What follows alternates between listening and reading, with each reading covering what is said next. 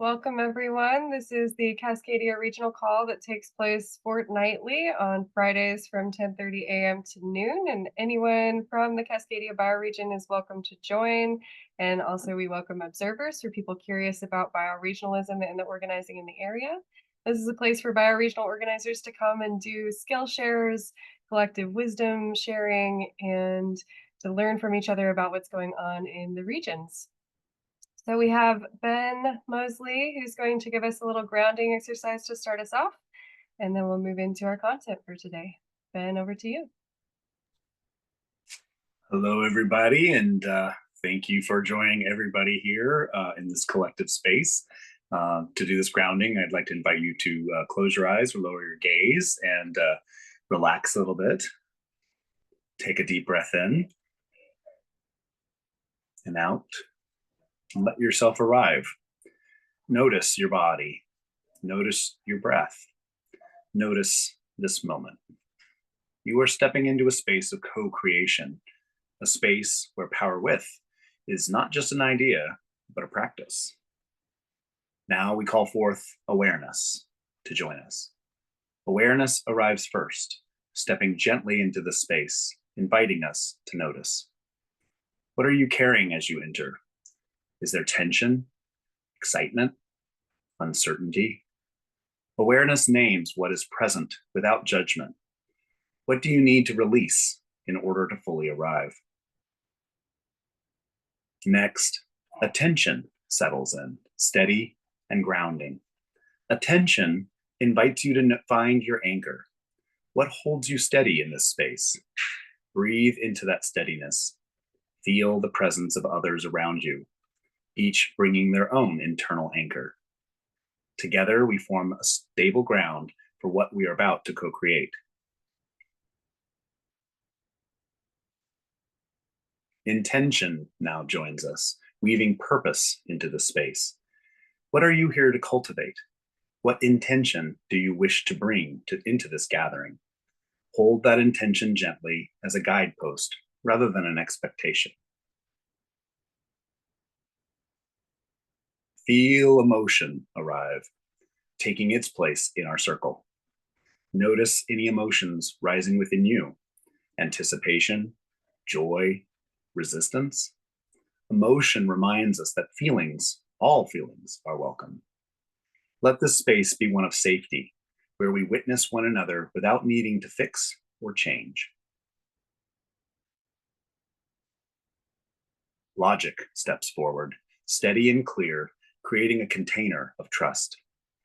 In this space, we commit to discernment, to speaking and listening with care.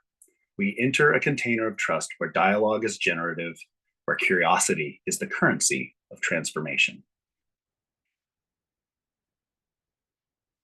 And at the edges of the space, impact stands firm, holding integration and stability.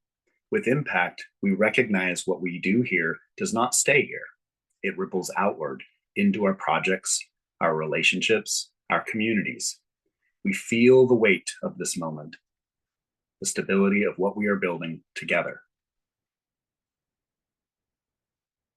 And finally, power through emerges, flowing around us like a steady current. We are not here to stay still, but to evolve. Feel the pulse of this work, the energy of emergence. Trust the process. Trust yourself. Trust each other. And take a few deep breaths together.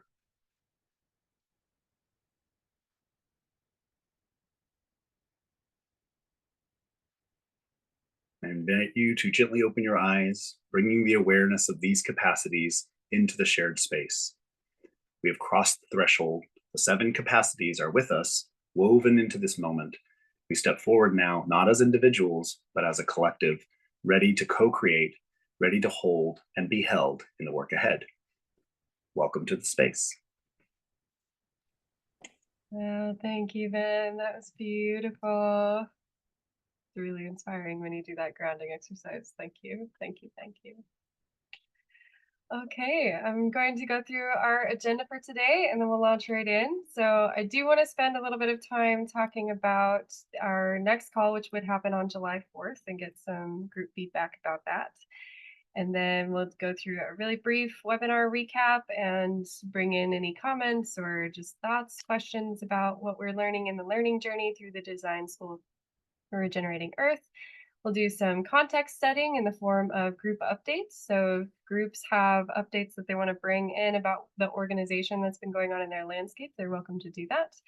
I'll do a really brief sociocratic gesture instruction, and then I actually have a presentation today on creating sociocratic circles and subdividing sociocratic circles. So hopefully that will be interesting for you all.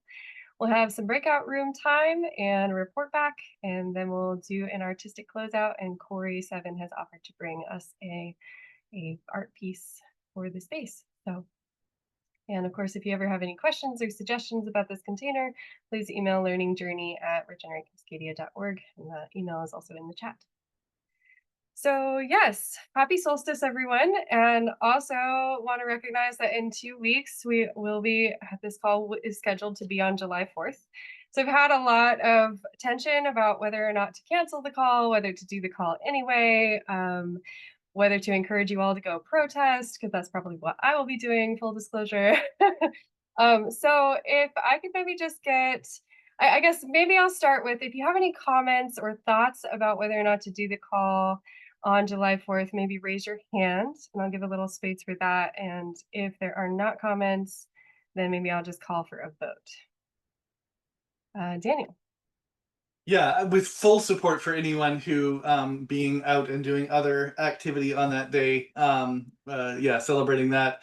I feel like what we are building and the bioregional movement is a profoundly revolutionary act that brings some of exactly the resilience that we're going to need over this next little while. So that's my 2 bits.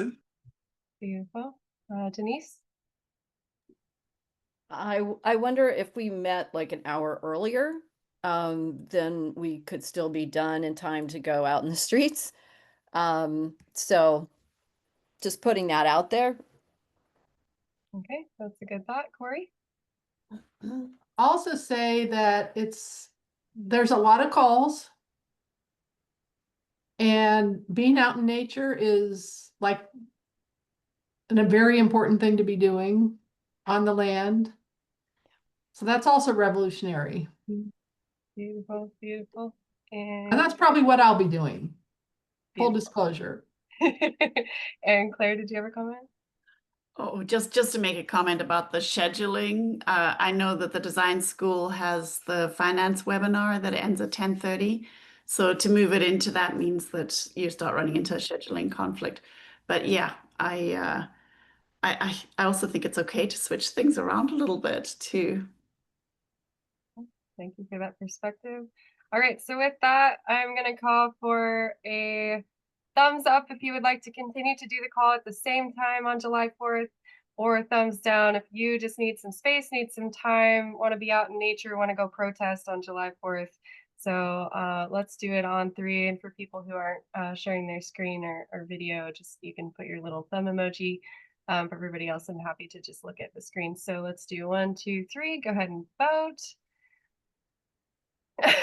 Seeing a lot of thumbs, middle, and down. So we will go ahead and cancel the call on July 4th and give us all some spaciousness to be in the landscape and do whatever we feel like we need to do on that day. Thank you all for your participation in that collective decision-making space. All right. So moving right along into our webinar recap from the learning journey. So if you've been following along in the How to Organize Your Bioregion learning journey, Susan and Brian brought a beautiful summary of the last 3 months in the learning journey and talked a lot about their work in the Greater Takaranto bioregion and just all of the beautiful work that's been coming out of that over the past really decade, I believe. And they called into mind the 3 pillars of bioregionalism. So having a learning ecosystem, which might look like a bioregional learning center, having a tapestry of local projects that you're weaving together, possibly for resource development and pipeline development, but also just building relationships of resilience, and then having collaborative funding and governance. So I'm curious if there are any thoughts, questions, comments that came up as a result of the webinar content that you'd like to bring into the space today. And you're welcome to raise a Zoom hand if you have thoughts on that. I think for myself, I felt really inspired by the thought of bringing together schools and libraries and watershed councils and greenways and parks, conservation authorities, regenerative farms and resilience hubs. And that also, it seemed like, a little bit of overwhelm. It's a lot to think about, but breaking it into little pieces and thinking about what is the smallest piece I can do right now and what is really inspired right now.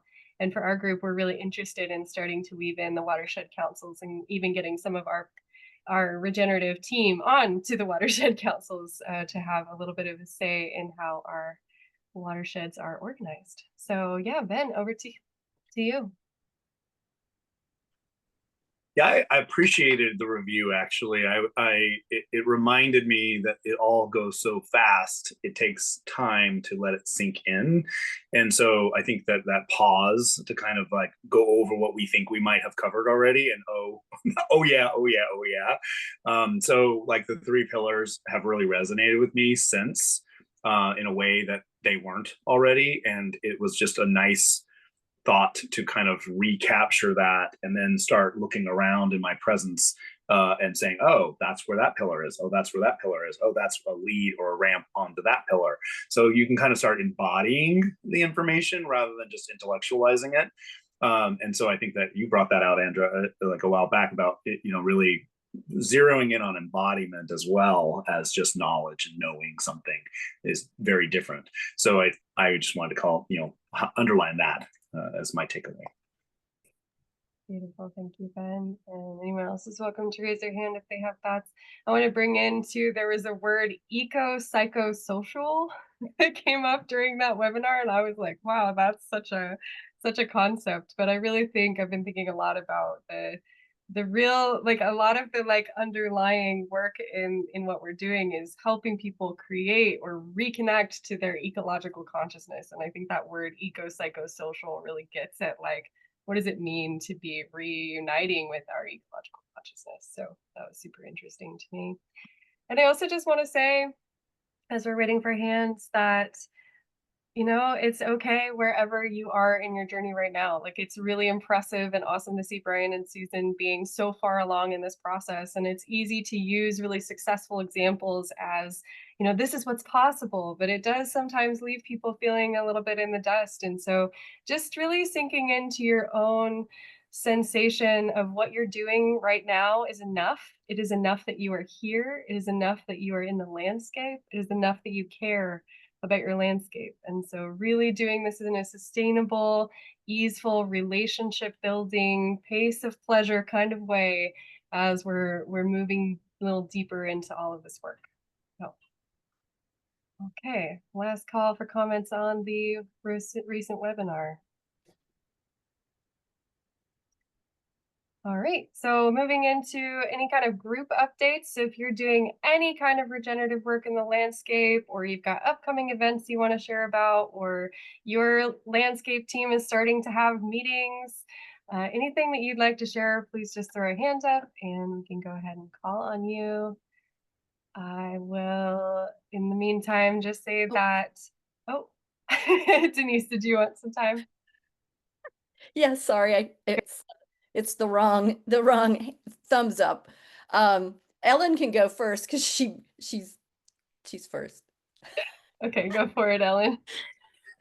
After our last webinar, I was inspired to try and contact the Olympic Peninsula group of us that are trying. We're really spread out and we're very rural, but we did start talking, and I'm going to send a confirmation. But I think we're going to meet at Finn River for Preparedness Day on June 28th, even if it's just to meet. So we're still working on getting together.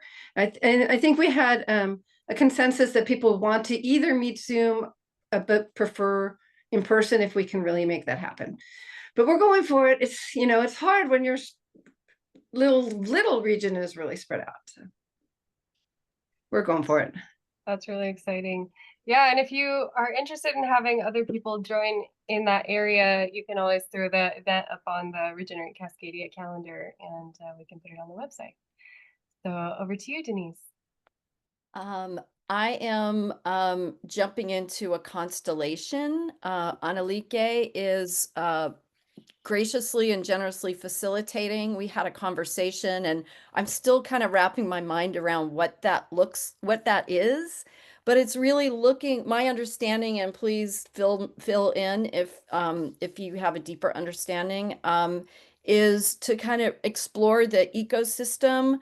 Eco Thrive housing, we just got our land use permit, so we are really moving to a different phase, and really, in some ways, and if I had it to do all over, I think I would do it differently, but it's gonna, our intention is to break, not be so under the radar, and really do more openness, connecting. We've been connecting one-on-one in person, but really like opening up the field and seeing what is invisible. And constellation is where the people who participate are people who are representatives of different elements, like the land, and then other people are witnesses. So the idea is that you can start to see some of the energy forces that might not be visible, and as a way to sort of help be more eyes wide open, hearts wide open, embodied as we move into this next phase of development of a regenerative village. So that is happening on July 3rd. You're invited to participate. There's a conversation happening about it on the constellation thread, and it's on July 3rd. So since we're not going to meet on July 4th, if you really want to get your meeting in that week, here's a way to participate. So that is happening, and you're welcome to be there. Beautiful. I'm very excited. And just to be clear, that offering is through the design school in the constellations journey over there. And yeah, I'm really excited to hear what comes out of that. I haven't done a constellation myself, but I've heard a lot of really wonderful things about them, and they're really powerful. So Corey, over to you. I'm here to report on Regenerate Whatcom, which I'm so grateful that I'm a part of our 4-person initiating team. Myself, David here on the call, David Ketter and Brian Curvlet, who are not here today doing other things. So we've been forming and meeting, although David, and Brian have been together in various forums around this kind of work for a very long time in Bellingham. So they're firmly rooted in Bellingham, which is fantastic. So our initiating team is forming, and we're working through the process of thinking through whether we will apply to Regenerate Cascadia as a seed group or a landscape group. And that process, of course, is helping us focus and helping us form and think about our group and where we're headed. Had a wonderful call with Andra and Brandon. That was very supportive. I feel like Regenerate Cascadia is doing everything they can to make us successful. So yeah, really appreciating that. So that process is going on, and we do anticipate putting in an application in parallel and thinking about what we want to do. We also want to spend time this summer doing events and showing up as Regenerate Whatcom. And the name may change, by the way, once we form further. There's reasons to add in the Skagit. There's reasons to add in the Fraser Lowlands, but that will come in time. We want to spend some time in the summer doing events and showing up at events as Regenerate Whatcom to kind of see who gets attracted to us, to engage with people and see who comes in as we are forming. So in parallel to this process, a meeting was called people up there around water adjudication, because there's a legal process that's on hand, and of course water is a big issue. And so anyway, we got together and decided as a group that we wanted to have water as a focus, as an organizing focus, but broaden it to more education, water cycle awareness, and those kinds of things. And so we are planning a series of events. We're still planning them. So this is tentative until we meet on Monday. We're probably planning an event at the River Farm, which was part of the first tour, forgetting the name of the first tour, the activation tour. And one event has already happened. Brian had someone from had Evan come up, and they did an energy talk at Inspiration Farm that was videotaped. Have a river walk. We are going to be tabling an event that the Colshun Carbon Trust is putting together, Climate Week for Climate Week up in Bellingham. And then we have a few other things plotted out, kind of focused on river, because that's what people came together around. And in the meantime, getting our group ready to be a landscape or a seed group and do bigger kind of strategies. So I think I covered everything. I'll also say that BBNIM on this team is like a dream come true, to actually be in a team of such amazing people. So check. Love that, Corey. Thank you so much. Lots of excitement over there. Over to you, Claire. Yeah, well, I'm going to speak from the Victoria side of things. So after the conference, there were a group of younger people who they were sharing a house in Seattle, and I think it was a house for 10, and there were about 15 of them that were staying. I think it could accommodate that, but it's anyway. They were very, very animated because they did a lot of the traveling together as well as a lot of evening stuff. And so I hosted them last, when was it? It was, God, I think it was this last week. God, I'm trying to think when it was. It's just been so crazy. But anyway, it was just had the most animated conversation. So there were a group of people from Salt Spring Island that came over, and Victoria. And I guess what I just wanted to say is they're trying to figure out how to configure themselves, whether to be Salt Spring, putting an application in, and then Victoria, or whether to combine, because there are other areas. There's Souk and there's Cowichan that's kind of wanting to be pulled into that as well. So how that configures, they're just sort of working their way through. But the thing I just wanted to sort of highlight was I was realizing how extraordinary this group of people are. It's so incredible to have a place for these conversations to go and to stop bringing these kind of people together. Yeah, just very, very energizing. And there actually was a transcript that they made. They just felt that there was so much valuable stuff shared that they did a recording while we were. So it was hours that everyone was here. And and then thank goodness for AI actually, because they were able to transcribe it. So I might just see if I can share those notes and then share them with Andra, and she can share those. So anyway, I just wanted to let you know what was coming together here, and just so that you know that there's something going on here. I think we should probably do a report back, maybe even so that others can see. So, all right. Beautiful. Thank you, Claire. Very excited about the momentum. Yeah, me too. I did just want to mention who was it that was doing the first report back? Helen? Oh, the Olympic Peninsula group. Yeah. I just wanted to say, I don't know if you know, but Finn River was actually one of the sites that we stopped at on the first activation tour.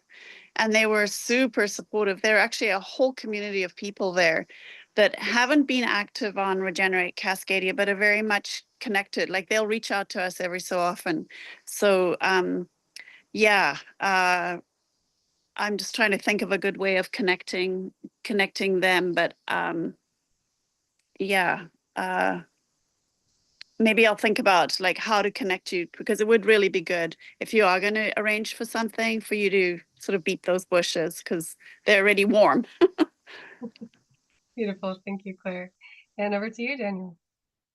Yeah, very much just riffing in part off of what Claire and Corey were saying in terms of just the amazing people. It has just been so delightful this last little while, both as our little bioregional organizing team comes together, but really enjoying sort of Jeff and the folks from Whidbey, and then some of the folks from North Willamette and us have just been in discussion, realized that each of our groups are applying for the Landscape Hub program.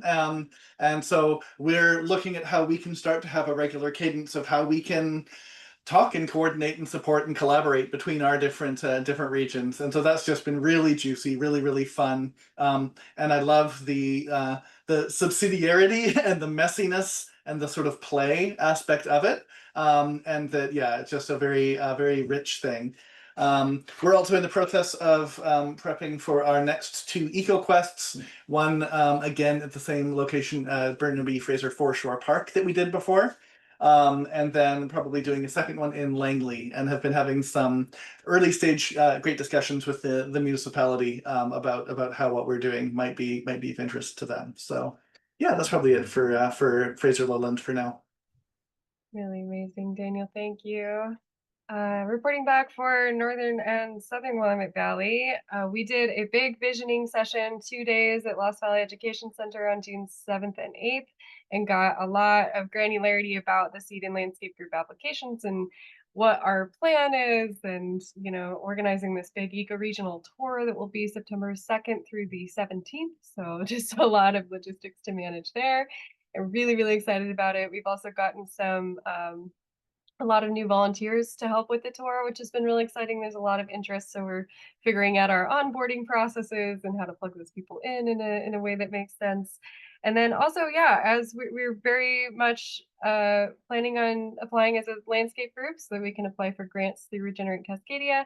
And in that process, just really being thoughtful about the ways that we do want to practice subsidiarity. And so what does it look like to have a co-created agreement and to draft our own community agreements as well, and offer that as a way to balance the uniqueness of all groups and all of the work that's being done prior to the point of joining up with Regenerate Cascadia. So yeah, having a lot of curiosity about that, and it's been a really fruitful month for group conversations and momentum over there. So, and we've got our Activate Portland event happening tomorrow, actually.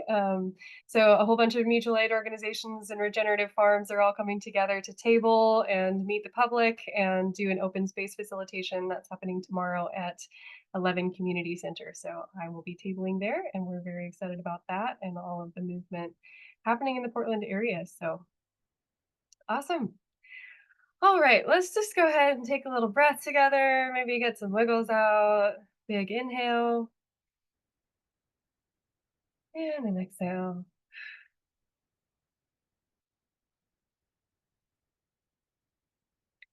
Just marinating a little bit and all the juicy stuff going on in our bioregion. My goodness. I feel very lucky to live here.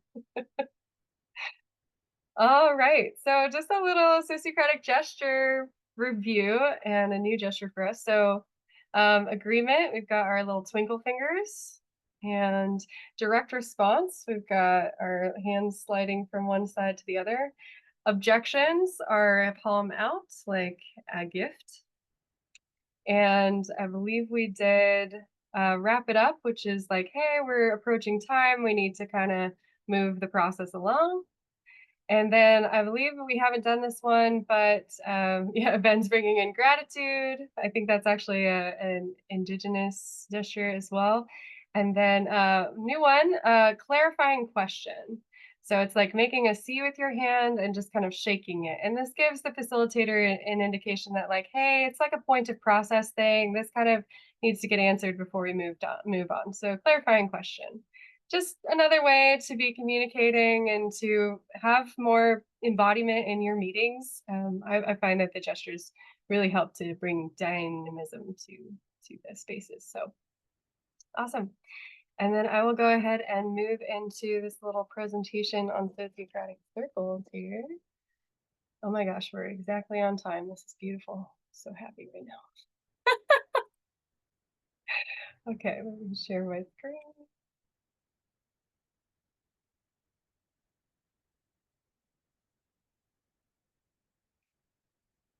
Okay, so I'm going to be talking about creating sociocratic circles, and this is kind of an overview for anyone. I know that a lot of the groups are really nascent right now, and they're really just barely digging their toes into sociocracy at all. And even if there's just meeting facilitation that's happening in a somewhat sociocratic way, or any kind of non-hierarchy or participatory governance, that's great. This is not it's me saying, wow, you should be further along in this process in any way, shape, or form. Wherever you are at is beautiful and wonderful. And all types of models of non-hierarchy and participatory governance are beautiful and emergent. This is the one I'm most familiar with, and I just want to give you a little sneak peek into how sociocracy works as your organization grows. And certainly in North and South Willamette Valley, we've been growing quickly, and the need for subdividing our sociocratic circles has become evident. So right now, if your group is practicing sociocracy, they're probably practicing single circle sociocracy. So what that looks like is you only have one team, and it probably looks like you are doing check-ins at the beginning of your meeting, you're doing meeting feedback at the end of your meeting, you have clear agenda items, which are either proposals or discussions, you have question rounds, you have comment rounds, you have objection rounds, and you're practicing consent-based decision making. So is it safe enough to try and good enough for now? Those are the elements of single circle sociocracy that I find to be most important as you're doing meeting facilitation and decision making within your small group. Single circle sociocracy, the recommendation is that this is used for 4 to 12 people. I do find that 12 is a lot to navigate if you're doing rounds and you're doing questions and comments every time. 12 is just a lot to get through. That's like if everyone's talking for, a minute each, that's 12 minutes. That's quite a bit of the meeting. And so I actually would lower that number. I would say it's maybe like 4 to 10 in my experience is really what feels comfortable, but it really just depends on the group and the style of facilitation. So that's probably, if you're doing sociocracy, where your group might be at right now. In the Sociocracy for All framework, that single circle is called the general circle, which it will become relevant as we start subdividing. So some reasons you might add circles. Your team starts to have maybe more than 10 people, or the categories of your work begin to diverge and diversify. You're doing kind of different things. Maybe you have multiple programs. At Regenerate Cascadia, we've got the bioregional program, which is focusing on the seed and landscape groups, and then we've got the biophy program. And so it's starting to feel like there's 2 separate programs that may require different people, different teams, different skills, different decision-making processes. And so there's some conversation at Regenerate Cascadia about subdividing those sociocratic circles. Potentially team members are interested in only specific types of work. So some people will be like, I really only want to deal with the website stuff, or I really only want to be on the ground with volunteers, or I really only want to do the admin and the grants, or I only have capacity to be remote right now. And so that might make sense to start subdividing circles based on your team's capacity and the skill sets people are bringing in. And then also recognizing that your team will have a variety of bandwidth and capacity. So maybe you need a core team who can meet every other week, and then everyone else only meets once a month. And so you have 2 circles for like that core team and the more peripheral team, if that makes sense. So these are some reasons that you might start thinking about subdividing your sociocratic circle. So as I mentioned in the Sociocracy for All framework, the single circle, the center circle essentially is the general circle. That's what they typically call it. You can call it whatever you want, but that is the term other people use. So in the short term, which is on the left here, you're looking, this is a place for you to make group decisions. You might have people come in and go, like you might not have clear defined membership, meaning that, oh, it's really clear how many people are in the general circle. Like sometimes with new groups, you're kind of forming and storming and you're not really sure who's actually the core team yet. So that's okay. That's part of the process, just learning who is even in the group. And then you're deciding the scope of the work, and this would be the place at which you decide, hey, we might actually want additional circles. So then long term, as you decide, okay, we're moving along, our organization is growing, the general circle becomes something different. So it's a place for reports from other groups, and few, if any, decisions should get made in this circle. It's really just a communication circle. It's a place for the liaisons from the other groups to say, here's what's going on, and this is where we're at. And because we're focusing on autonomy and subsidiarity, meaning that the decisions get made at the lowest level, the general circle shouldn't really be making decisions if we can move it out to the arms of the organization lower. Sometimes it happens where, hey, this is like a whole organization decision. It's really important that everyone is there. And so that general circle can hold that sometimes, but the ideal is that those decisions are being made at lower levels or just like outer levels. And then at this point, you would want clear membership and roles because the people attending the general circle will be liaisons of the other groups. And so those will be defined, potentially elected positions. And so it'll be really clear who is part of the general circle. And this is rarely a place where you'd plug in new people because that's going to be like your liaison, your report back. That's going to be really your core team there. And then this is going to adapt based on the needs of your group, your organization.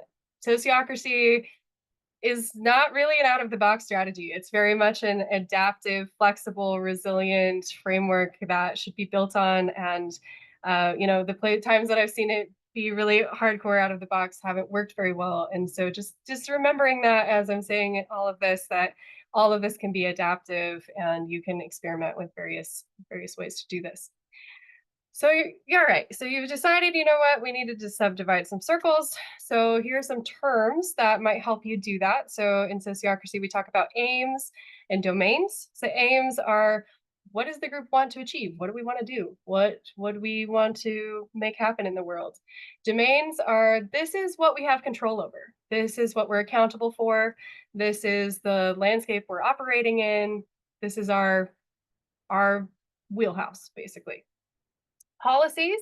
So these are parameters for what needs whole group approval and the timelines for reviewer feedback. So in sociocracy, they build in really robust feedback strategies. So if you set a policy, say, okay, this subgroup can do X for X amount of time. And when X amount of time expires, then we review the policy and we say, is this working? Do we feel like this is enough autonomy? Do we feel like we like this? Do we need to change it at all? And then we set a new date for review. So there's this constant feedback loop of reviewing those policies. And just talking about emergence. So we're thinking about like when an existing organization is shifting to sociocracy, you don't want to create more meetings if you can help it. You want to think about what are the meetings that are already happening. So if you have one circle and you're noticing that there's these like 4 people in the group that keep having meetings because they have to work something out, like that might be a point at which you're like, hey, is this its own circle? And just allowing that process to be emergent and being really present with what's just naturally happening and where are the meetings naturally needed, and then creating circles around that emergence. And then again, just thinking about 4 to 10 people per circle, like really not trying to load those up with more than that, I would say. So this is an example of how you might start subdividing. So these are just really, really broad categories. We have your general circle in the middle, and usually you have a mission circle. So that might be like your board of directors or just the people who are kind of trying to keep you on track with what your goals are. So in this, I defined the aim as, and these are just examples, but the aim being mission alignment, domain being interfacing with the legal system, and policy being they can make decisions about insurance without consulting the rest of the group. For instance, you might have multiple policies about what they can decide without group approval. And again, those should have an end date or a review date, ideally. So we've got our outreach team. So as an example, the aim might be communicate with partners. The domain would be social media and email. The policy, they can make posts and respond to other organizations over email without conversation with other groups. They get say over that. And again, those policies are really helping to preserve the autonomy of the subcircles and create that subsidiarity where decisions are being made at the outermost level. A website team, their aim is long-term storytelling, maybe documentation. Let's say their domain is WordPress, and policy, they get to change the website content. And like any of the groups can always come in and give feedback and suggestions, but ultimately the website team is the one making decisions and voting on changes to the website. And maybe you have a funding team, the aim being sustaining group efforts, the domain being grants and private donors. I spelled that wrong. And the policy being they can apply for funding without conversation from the whole group. Like you can submit a grant application, and if you get the grant, yeah, you should probably let your group know. But the actual application process, they don't need whole group input on. And these are just examples. This is going to change from organization to organization, but just this is kind of like a good place to start. And then how do the groups communicate with each other? So in sociocracy, there's a process called double linking, and we've referred to this a couple times in previous sociocracy orientations here in this call.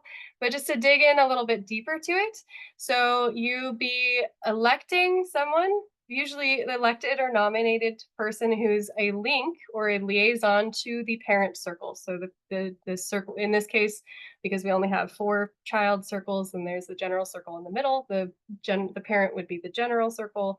And so you'd elect someone to be a liaison there. And ideally in sociocracy, we talk about double linking. So ideally you'd elect actually 2 people to go and be decision-making members of that parent circle. And they're representing the child's circle in their needs and responsibilities. They're also reporting in that general circle and giving updates about what's going on and what they feel like the other teams need to know. And then ideally, with the parent circle, there's decision-making members that go back to the child circle as well. So in elections, we'll talk a little bit about this more often or more later, but people nominate someone and they describe why they nominate that person. Like, well, I think they have good skills in this and this and this. And then after everybody nominates someone and talks about why, then people are allowed to change their vote if the people who talked about why, like that actually like, oh, you know what, that's a good point. So I'm going to vote for that person. And then there's a time, and then you tally up the votes. And the person with the most votes gets asked, like, hey, do you think you have capacity to do this? Is this something you want to do? And if they say yes, then great, they're the elected person, they're the liaison or the facilitator or whatever the election is for. And if not, then you go to the person with the second most votes and say like, hey, do you have the capacity for this? Are you interested in this? And notably, you don't ask for who wants to be facilitator ahead of time. You just do the nominations, because a lot of times people get surprised by like, wow, I didn't realize that the group valued me in this way and I would be honored to take on this role. And so it actually creates a lot of really beautiful group dynamics and gives a lot of information about the skills in the room too. And then you do want to set a time limit on the role. So that could be 3 months, 6 months, a year, whatever makes sense for your organization. Then I just want to spend a little tiny bit of time talking about the difference between a child circle and a work group. So the work groups tend to be temporary. They're like, we have a specific task we need to get done. And it's just going to be pretty informal. It's going to be a very small group of people, like 2 to 4. We're not going to have formal note taker or facilitator. We're just going to get something done. So that's a work group. It's temporary. Sometimes comes under different names like a subcommittee or things like that. Child circles, they are long-term groups. They have defined aims, domains, policies, and membership, and they do tend to have more formal meetings with facilitators and note takers. And these can be more people, like 4 to 10. So this is an example of like a larger organization. So if we were going to break down some of these other circles into smaller circles, we might break outreach into social media, partners, and events. that would all then report back to this outreach circle, ideally with that double linking again. And then the outreach circle would bring, those updates to the general circle, and that's how that communication would work. The recommendation is to not have more than about 4 spokes off of a parent circle, like really trying to keep that minimal and subdividing within a single parent circle as few times as possible. And then over here we have funds, which I've divided into grants and donors, as those being potentially 2 different teams of people working on that. So that's just an example of how we might subdivide sociocratic circles. So given that, my thought for our breakout rooms was to try to do a sociocratic election.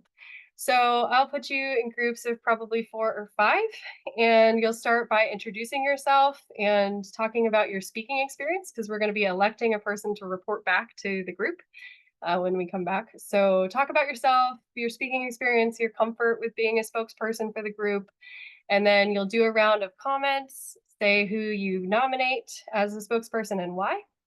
Then you'll allow people to change their votes once the round is complete. You'll tally up the votes, determine if the elected person wants to be the spokesperson. They don't have to be, they can pass it off. And in the event of a tie, just decide who is more interested in that role. So the spokesperson, once they're elected, they come back and just share, like, what was that process like for you? What did your group go through? What surprised you? Things like that. But the purpose of this exercise is really just to practice a sociocratic election. So there's a very low pressure on the actual spokesperson. It's a practice. It's a moment of practice. So okay, any questions before I go ahead and put you in breakout rooms? Okay, so just as another little thing, well, just as a review, you're going to introduce yourself, talk about your speaking experience, your comfort with being a spokesperson, do a round of comments to nominate someone and say why you nominate them, and then allow people to change their votes, tally the votes up, and then determine if the elected person wants to be the spokesperson. Okay, I will go ahead and get breakout rooms ready. Just give me 1 second here. Stop sharing. Andra, did you see David's chat? No breakout room for me, please. Got it. Thanks. How much time for this? We have 15 minutes. Okay. All right, enjoy.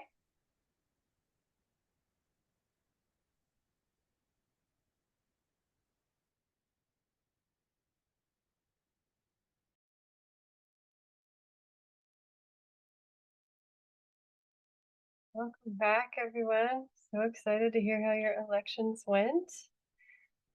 So yeah, let's go ahead and start with room 1. Cheryl, Denise, Jeff, Daniel. Did you guys elect a spokesperson? Unmute. There we go. Hi there.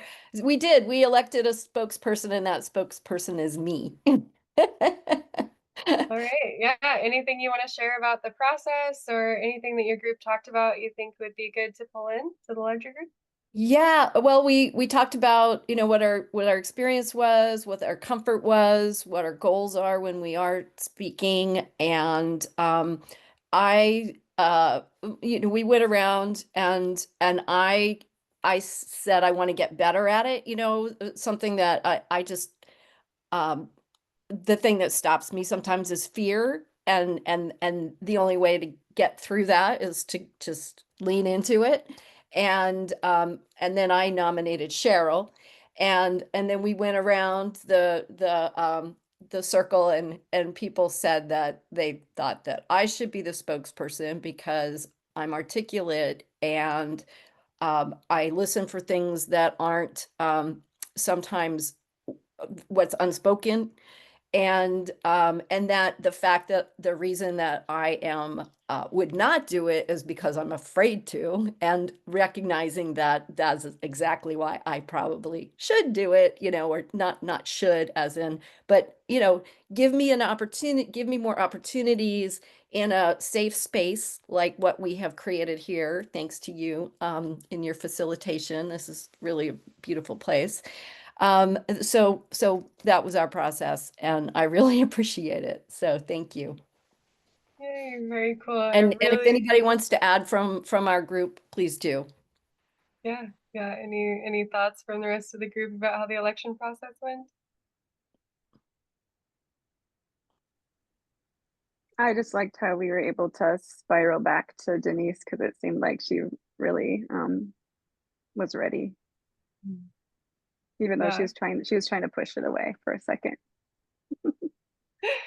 Beautiful. Yeah, I really think that's a lovely part of this sociocratic election process is you really get to see like who's interested in this as a growth edge.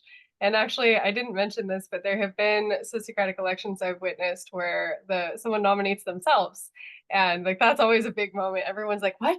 Really? You want to do this that bad?" And it's all like very exciting. So that's honestly been it's fun. It's fun. Okay, any other thoughts from that first group before we move on? Okay, group 2, Chloe, Claire, Davida, I hope I'm pronouncing that right, and Gabe, who's your spokesperson? Yeah, hi everyone. I was nominated as the spokesperson. Yeah, I think we had a great conversation. It was really interesting just to hear a little bit about everybody's speaking experience, but also just kind of like thoughts on speaking in general. We shared a little bit about how, especially in like these Zoom rooms, sometimes there's many more people interested in stepping away than stepping forward. Also, just kind of the fear of speaking and the growth potential. Definitely that felt like a big theme. I think ultimately the process took a little bit longer than expected. We were down to the last few seconds finishing our vote. But that also seems like it's coming with the territory. And kind of sticking to the process was also interesting. There's a little bit of silence. It's kind of like tempting to just jump into the next thing, and giving the space for a little bit of like contemplation and just not skipping any steps. Just trusting the process. I think that was something that that stood out to me. Yeah, I'd welcome anybody else from the group to jump in if there's something else they want to share.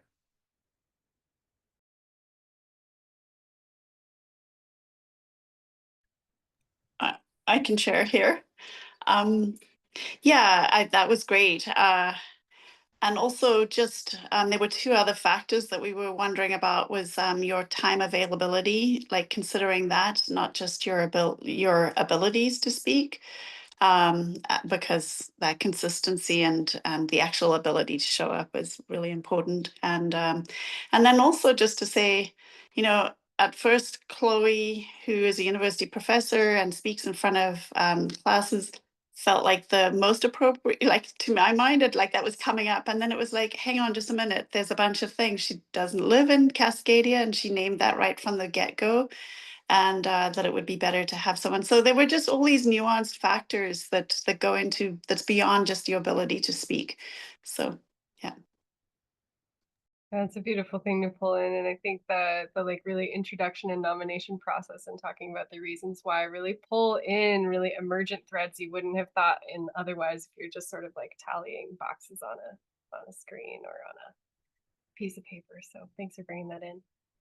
Any other thoughts from group 2 on the election process?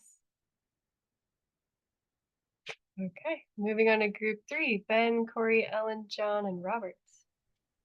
That was me. Yeah, it was a really interesting process. I really appreciated it and felt like the process itself got us right into things, which which I like. I don't mind some chit chat, but it's not where I love to live. And it was interesting. We went around and we did the thing, and then it's like no one wanted to do it. And there was one person who's like, I'm not comfortable in this space at all. So it's like, what do we do when no one wants to do it? And what it did was then we went back around and people were able to articulate, well, first of all, two of the people really didn't want to do it, said that up front. I forgot to do that. But anyway, in going back around, I think it did help us go deeper, get to know each other a little bit better. And people were able, and I was able to say, yes, I have the skills. I've done a lot of that kind of thing. It's not, but there's reasons I don't want that kind of a role right now, unless it's, comes from a really organic place where I feel very, very rooted. So I was able to articulate my piece, and others were able to articulate why they didn't want to do it more, and maybe what they saw in what I said that put them in a position that they wanted me to do it. Felt like that I could be that link person, that I could go back and do the meaning making, other than the being able to speak in public, but do some of the meaning making and going back and forth between the group. So I thought it was a very, very good process. And of course, happy to just come here and talk about it. But just as we were ending, John was about to say something that I'd love him to be able to finish, because he wasn't able to finish what sounded very interesting. Yeah, go for it, John. Well, I will add this first. I think the dilemma was that everyone in that group had a lot of experience, and some of us came from professional careers, or that's what we did for decades. And so some of us have the luxury of being in retirement saying, that's what I don't want to do anymore, because I did it for so long.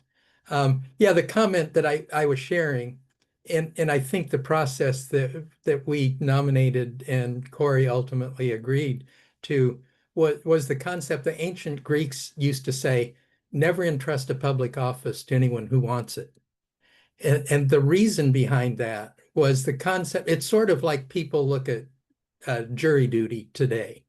You try to avoid it, you delay whatever you can. Ultimately, you finally say, okay, I'll go do it. I'll go be a good citizen and do my part. And that was the kind of concept that the ancient Greeks had, was that representation was people picking who they wanted to represent them, and could see who was the best qualified for whatever combination of reasons. And so I think our group expressed that concept. Everyone could have done it. Some of us preferred not to. And I think Corey expressed some important values, along with clearly having the skill set. And so I think as a group, we nominated her to go back to Congress and represent us now. Beautiful. Thank you for pulling that in. I think that's also an important piece. And this is a really great way also to understand the skill sets in your group, and like, okay, maybe we don't have as much facilitation experience as we really need, or as much liaison experience as we need. So maybe we need to do some training. Maybe we need to seek other facilitators. Maybe we need to go back to the drawing board, or maybe there's someone who is like really excited to learn, and letting them have that opportunity in a way that they might not normally if there's people with other more polished skills in the room. So yeah, very, very cool. Anyone else from group 3 want to comment on the process experience?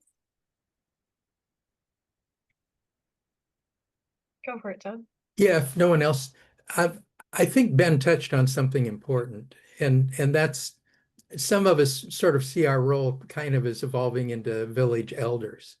And I think one of the real keys is that concept of mentoring and sharing what, we have lifetimes of experience accumulating, and trying to really pass the baton in very positive, affirmative ways that can, ensure the ongoing efforts that many of us have been engaged in avocationally, as well as in some cases professionally. So I appreciated Ben touching on that. And I think it's a sense of responsibility that some of us clearly have and feel, and try to embody in the best ways opportunities provide for us. Thank you for bringing that in. Go ahead. Just quickly, then, it's interesting that in one group, the younger person wants that experience and goes and I'm sure will get the mentorship they need, but in our group, that person wasn't and saw someone stepping in who had the skills as a way to mentor. So I guess that can look so many different ways, but the group, I do feel like in this method, the group could figure that out. Yeah, beautiful. Very, It's a very cool. multivariate equation. Yeah. Yeah. Yeah, because it really, our group talked about how the process really invites transparency and trust. And so then you really know what you're working with, and again, making the invisible visible so that you can, as a group, make a better decision together. So cool. And then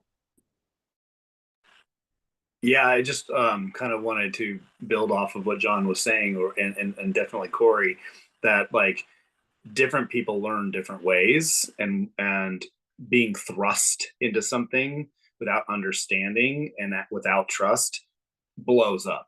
And so like I'll just bring forward, I might be that younger person, with all my gray hair. And it is interesting because I am a social person who wants to work alongside someone. Being thrust forward without the skill set is not the way I like to learn. And so it didn't leave room in my own experience of that where I'm like, oh, I melted down, in that process, because I was not being supported the way I needed to be supported. And I have to be able to articulate that, right? Like, this is the way I learn. This is the way I take on knowledge. And I need a mentor, or I need a person to model that for me so that I can learn from watching, not just intellectualize it and see it on a slideshow and then say, oh, I'll run forward and do it, right? Like, so it is really interesting, like, as you try to transfer skills, knowledge, embodiment of something, how that process can work differently for different people. And yet we have intergenerationality, right? And that our responsibility is to pass that knowledge along before we die, or else it dies with you. So it's like, it's kind of like, oh, that's an interesting challenge to create a culture around, which is what I think we're all trying to do as we do regenerative work. Awesome. Such great reflections. Amazing. Yeah, I want to say, in terms of just different learning styles, I'm definitely a person who wants to be thrust into the situation. And I think for me, like, it's like, put me in, coach. And where the real important thing for me is like that feedback. Like, if the feedback is kind and constructive and not like, I didn't tell you what to do and you're doing it wrong. Like that's what drives me crazy. So yeah, love that you're bringing in diversity of learning styles.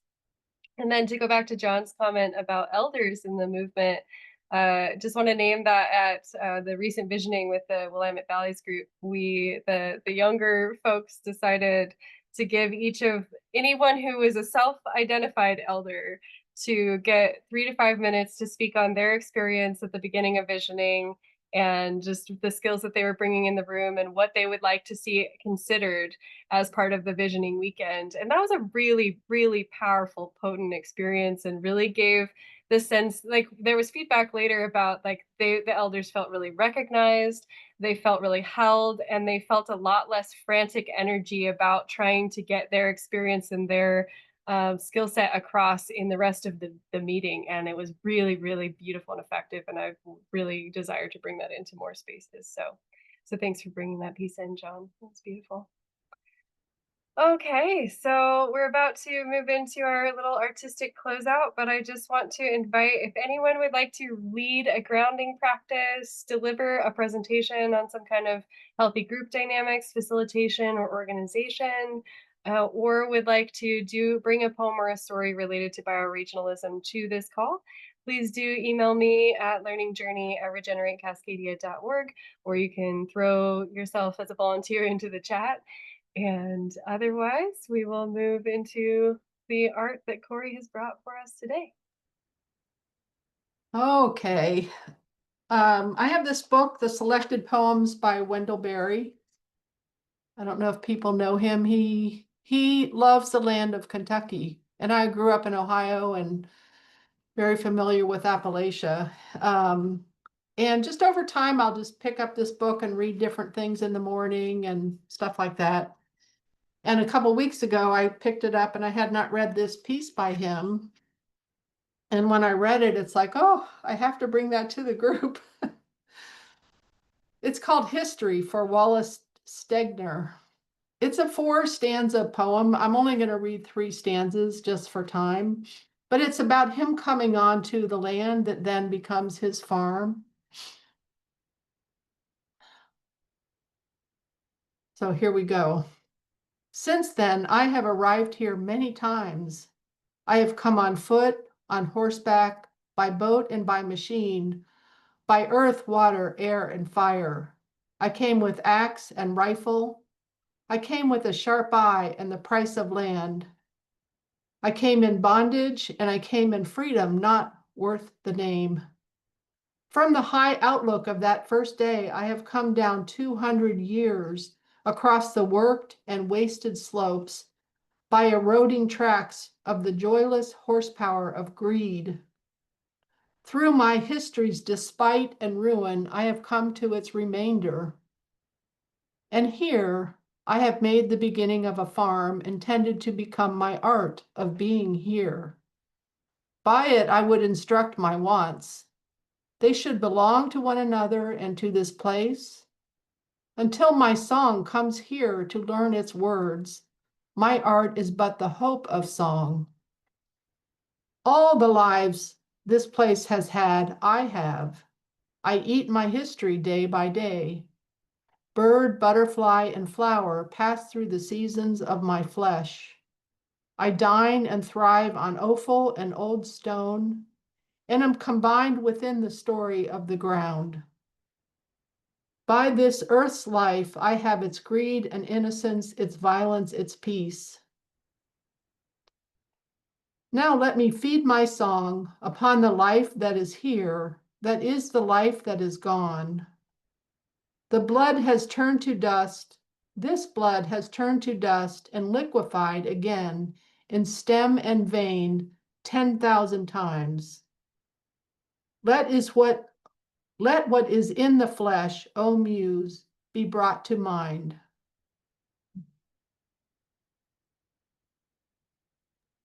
Oh, so beautiful. Thank you so much. Yeah, thank you, thank you, thank you. All right, let's go ahead and take one last deep breath together to close the space out. Inhale. And exhale. What a remarkable group of people to be connected with. Oh my gosh. I hope that you're leaving as excited as I feel right now. So thank you for inspiring me every day with all of your beautiful work and words. And may we all go into the landscape remembering that there's no call on July 4th. Do something revolutionary. Okay. I'll see you later. Bye. Thanks for holding space, Andra. It was wonderful. Yay, Thanks, Andra. Thanks.